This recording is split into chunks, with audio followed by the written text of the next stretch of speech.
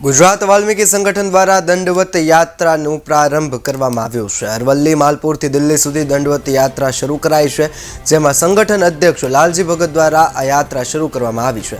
વાલ્મીકી સમાજના પડતર માંગણીને લઈને આંદોલન વડાપ્રધાન નરેન્દ્ર મોદીને દંડવત યાત્રા કરીને આવેદનપત્ર આપવામાં આવશે।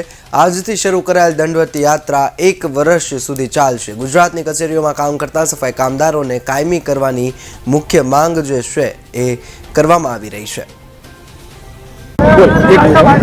ગુજરાતના તમામ વાલ્મીકી સમાજના પ્રાણ પ્રશ્નોને લઈ આજે હું માલપુરથી દિલ્હી વડાપ્રધાન નરેન્દ્ર મોદી સાહેબશ્રીને વેદના આપવા જઈ રહ્યો છું। આ મારી વેદના છે કે વર્ષોથી જે કામ કરતા સફાઈ કામદારોને નગરપાલિકા, મહાનગરપાલિકા, ગ્રામ પંચાયતો, સરકારી કચેરીઓમાં એજન્સી દ્વારા અને ત્યાં નગરપાલિકા દ્વારા જે અન્યાય થઈ રહ્યો છે એ સફાઈ કામદારોને ન્યાય મળે।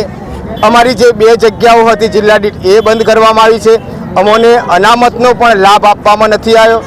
આ પ્રશ્નોને લઈ હું માલપુરથી વડાપ્રધાન નરેન્દ્ર મોદી સાહેબશ્રીને હું 1 વર્ષ માટે આ યાત્રા કરી રહ્યો છું। તો ગુજરાતના ધર્મપ્રેમી સજ્જનોને અને ગુજરાતના તમામ પત્રકારશ્રીઓને મારી વિનંતી છે કે અમારો અવાજ સરકાર સુધી પહોંચાડો અને અમારા ગરીબ, પીડિત અને અતિ પછાત વાલ્મીકી સમાજના સફાઈ કામદારોને ન્યાય મળે એવી વિનંતી કરું છું।